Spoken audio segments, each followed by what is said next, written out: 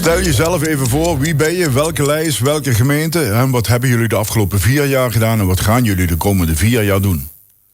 Ja, goedemorgen luisteraars. Ik ben Roger Ernst, fractievoorzitter en lijsttrekker van de PVV in Landgraaf. Waar de PVV landelijk, regionaal en lokaal in grote lijnen voor staat, is voor de meeste mensen wel bekend. Ondanks de recente gebeurtenissen onderschrijft onze fractie gewoon doelstellingen zoals mensen die van de PVV kennen en blijft gewoon PVV. Daar hebben we indertijd voor gekozen en dat doen we ook nu nog steeds. Momenteel zitten we met 3 mensen in de Landgraafse Raad. Het is onze eerste termijn en wij zijn de grootste oppositiepartij. We hebben de eerste maanden van deze periode vooral gebruikt om onze weg te vinden in gemeenteland en om de overige raadsleden en fracties te laten zien dat wij een serieus te nemen groep zijn. We zijn bij alle raadsactiviteiten, vergaderingen, werkbezoeken, etc. aanwezig en nemen het raadswerk serieus. Zowel in de commissies als in de raad dragen we een serieuze steen bij. In de eerste lijn door kritisch oppositie te voeren, maar wel met een constructieve basis. Het doel is niet om tegen te zijn of beleid af te breken, maar bij te dragen aan verbetering van dat beleid. We vinden openheid en transparantie van belang en naast het indienen van moties en amendementen, al dan niet met andere partijen, hebben wij een groot aantal sets schriftelijke vragen ingediend over een breed scala aan onderwerpen om deze duidelijkheid te krijgen, zowel voor ons als voor de mensen in de gemeente.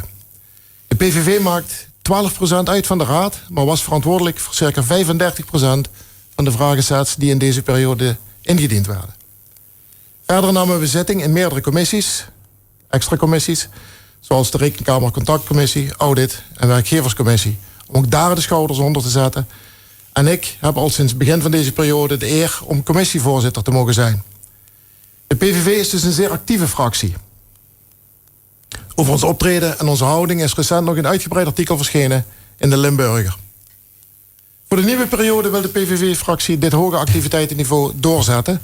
En onze overige doelstellingen vindt de kiezer terug in ons programma, dat op onze website en via de social media kanalen te vinden is. Maar ik wil er een aantal uitlichten. Veiligheid op 1. Op straat, in de woonwijken en winkelcentra. Harde aanpak van overlastplegers, beboeten in plaats van praten. Uitbreiding van cameratoezicht waar nodig. Wat ons betreft is in Landgraaf geen plek voor asielopvang.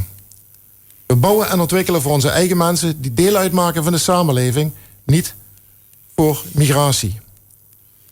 Voorzieningen, bijvoorbeeld binnen de WMO, moeten laagdrempelig en duidelijk zijn zonder ellenlange bureaucratische trajecten. Lokale lasten moeten zo laag mogelijk zijn. De gemeente moet vooral de uitgavenkant onder controle houden. Wij doen niet aan prestigeprojecten en op de kaart zetten. Daar hebben we Google voor.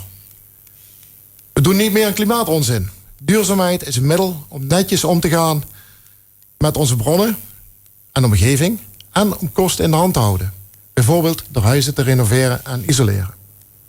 De groengebieden in onze gemeente zijn belangrijk voor de rust en recreatie van onze inwoners. We houden ze zoveel mogelijk in stand. Geen zonnefabrieken en windturbines in onze gemeentelijke buitengebieden.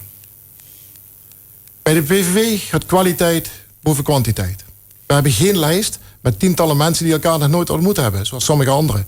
Maar uitsluitend goede, op elkaar ingewerkte mensen die als raads- of burgercommissielid gewerkt hebben. Elk van hen kan zonder voorbehoud plaatsnemen in de raad en de belangen van onze inwoners kundig vertegenwoordigen. Als de kiezer ons zijn stem gunt, zullen wij ook aan de onderhandelingstafel gaan zitten om tot een deelname aan een coalitie te komen en zo nog beter de inwoner van dienst te kunnen zijn. Actief en constructief. De mensen van PVV Landgraaf zijn er klaar voor. We hebben alleen uw stem nodig.